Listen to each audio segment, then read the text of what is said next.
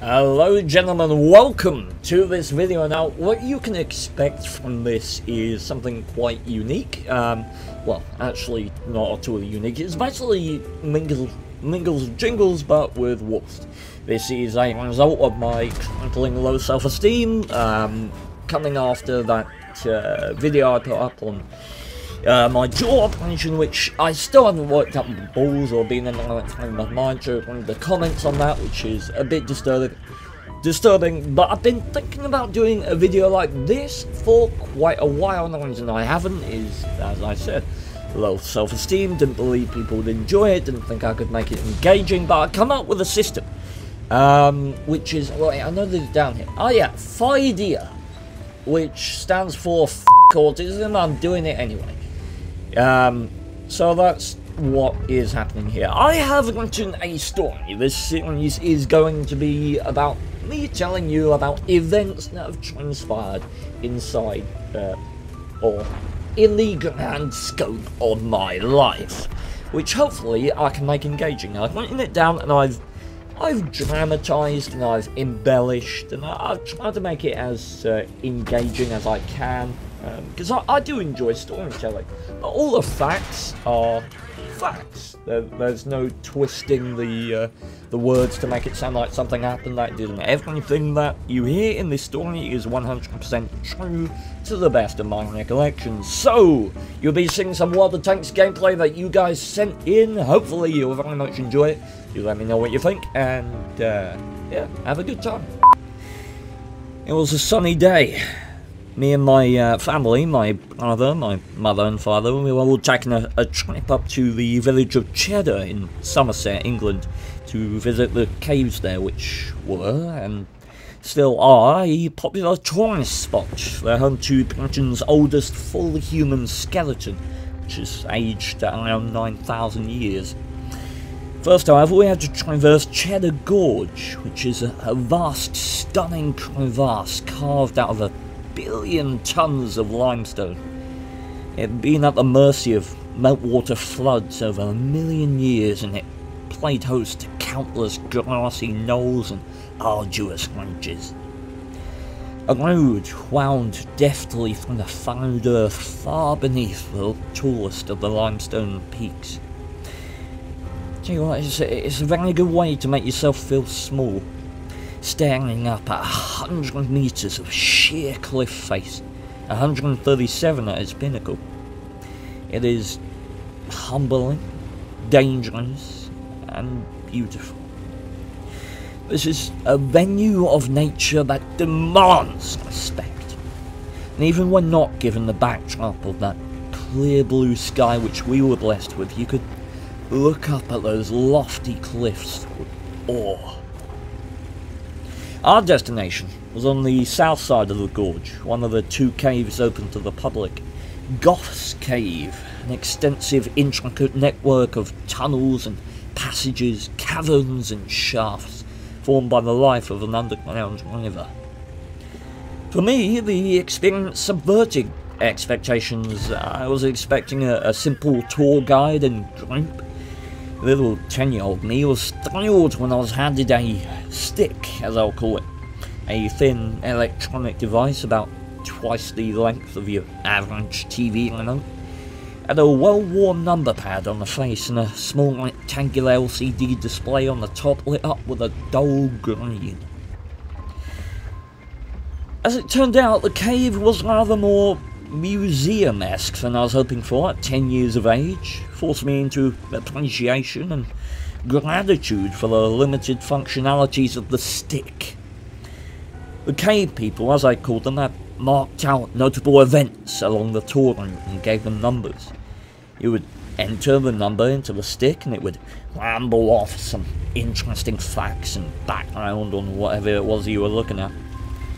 Inside the cave was awesome, unsettling and profoundly alien.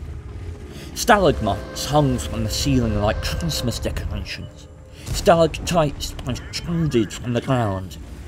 No other way around, a woman on the tour took great pride in telling everyone. Stalactites go from the ground up and are formed when... I must admit I blocked her out. 10-year-old me had already pushed every single button on the stick, and I was gazing at the caves beyond the tour area, which was designated with a lamp on either side. And I looked in wonder at the rivers that weren't flowing, the insurmountable stone monoliths that nature had borne forth from the ravenous potency of time. The naive mind of a child at that moment bore witness to the idea of curiosities beyond measure that could lie beneath at any time. The culmination of eons of growth, and I regarded it with fascination and reverence in equal measure. But as the tour dragged on, the incessant drone of the stick's monotone narrator seemed to get louder with each passing second. I looked to my left, and I caught sight of a shadowy channel leading off of the path into further twilight and obscurity. In my mind, gazing at it, it meandered off, destined for adventure and excitement. The arced, sinuous threshold was captivating to me, as was the serpentine mystery that awaited inward. A smarter kid may have gone forth with caution or apprehension, but I was bored, I was curious, and both those feelings felt with enough potency to dispel any sense of trepidation. I tapped my brother's shoulder and ducked beneath the tour-marked ramp. I felt sure my brother wouldn't stop me, as we had always had a strong contumacious bond. He may have followed me instantly and without hesitation. I wouldn't have known, as I was already standing before the entrance to the cave. The opening was small, as was I, but there was still a pungent need to crane my neck and crouch to avoid injury on the tough stone ceiling. I could hear my footfalls echo off into the void ahead. I could see nothing. Not the ground beneath my feet, not the walls I could feel were somehow closer, not my hand to front my face. And as I stepped forward, out of the last glimpse of the faint light trickling in from the tour, I suddenly stepped onto nothing. There was nothing. Nothing to catch my foot, nothing to stop my descent into the awaiting chasm. And for one gut-wrenching moment I was stricken with such a deep-set fear I thought I would die where I was. I was primal. The kind of fear you can only feel for a second before the walls come up and the adrenaline pumps. Just as I reached and flailed before the current of air could form a scream within my throat, I felt the deceitful force as my shoes scraped against the surface. Godspeed, whatever force of nature expedited that signal from toe to mind, for I had not felt anything so quick, so palpable, so urgent before or since. It was as if every fibre of my being, every cell, every limb was at DEFCON 1. Falling, sensation, floor, toe, pressure, safety. Lie. My foot kept going. Past, no, through the surface. The ground had lied to me. My epiphany was folly, and down I fell into this crevasse the world had opened up to steal me away. It consumed me like a parasite. I fell into the parted earth, knees, thighs, hips, waist, arms, neck.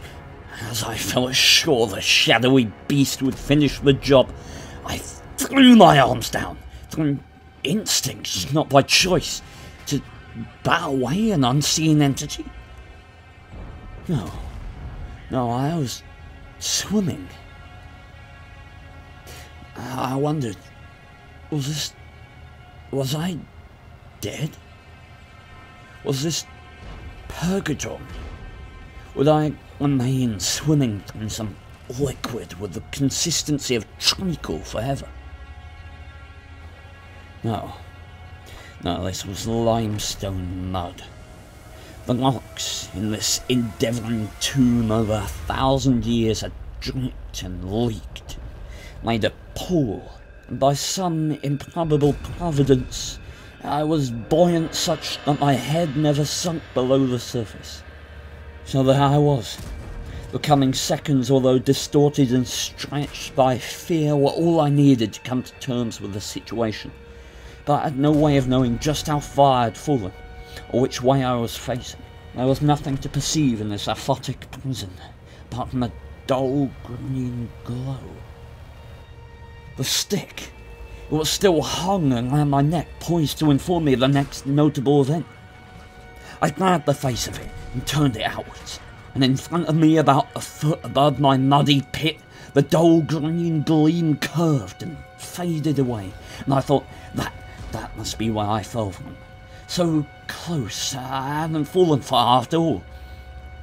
I beat my arms and I kicked my legs again, and I swung my stick around to the wall, and there, etched into the limestone, was a coiled snake-like structure of rock. I had not the time nor presence of mind to register its oddity, so I reached my right arm up, and I clasped my fingers around the edge of that tortoise growth, and I pulled, praying that it wouldn't throw me back down, praying that it would hold me firm. My arm managed to bend to a right angle, and my other hand persevering in futile efforts to gain traction on the surface below through sweat, mud, and tears. And I placed it as high up as I could on the curved slide that I'd come down, on that half a foot of space before I sloped away into nothing, and yet hopelessly below the flat ground above. I pulled ever harder with my right arm, and with all my might I lifted my leg. It felt twice as heavy as before, caked in mud. I thrust it outwards towards the wall on the right side, a couple of feet below where my hand was still clutching the snake trunk. And with 3 points of contact I pushed, I pulled everything I had. There was a second of uncertainty as my legs flailed into nothing before finding solid ground and safety. Crouched, victorious, 5 meters from the start to this deceptively enticing tunnel, and there, the sound of the oblivious murmurs of people, cannons clicking, the footfalls of stone of a dozen men, women, and children. In all my life, I've never been so grateful for the sounds of the everyday, the benign, the generic. I was still here. I could still be part and privy to those sounds.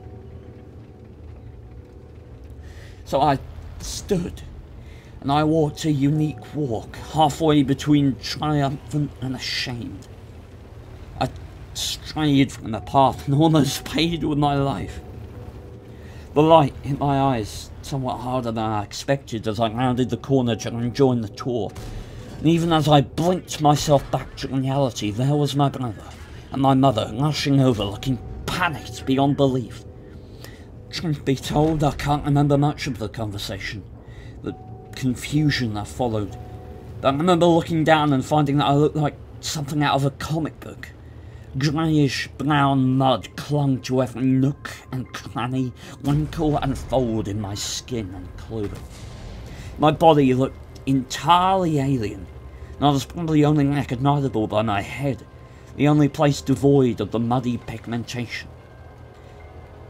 And maybe I told the story, maybe I was too scared or ashamed. As I understand it now, when I fell, my brother ran back to our parents shouting, "Stephen's gone! Stephen's gone!" And by the time he led them to the side tunnel where I was, there was me, emerging from the entrance like a walking clayman. And that's it. I was down there for 10 seconds at most. Any further memories I had of that day are at best unclear, at worst fabricated. It seems asinine, but to the best of my recollection we continued the tour. And at the gift shop at the other end we bought a new shirt. A black shirt with a snarling grin of a wolf emblazoned on the chest. I wore that shirt a lot in the upcoming months before I grew and it was discarded and forgotten. We will still remember that day though. Every time I tell it, it occurs to me how lucky I was to stumble upon that cave in the time it had managed to fill whatever pit awaited my mangled corpse in there with mud. However many thousands of years it took to fill that exact depth, that I didn't fall, that I could even climb out. That there was a lock that looked like a snake that saved me. I'll tell you, that was one hell of a day. Something I certainly will not ever forget.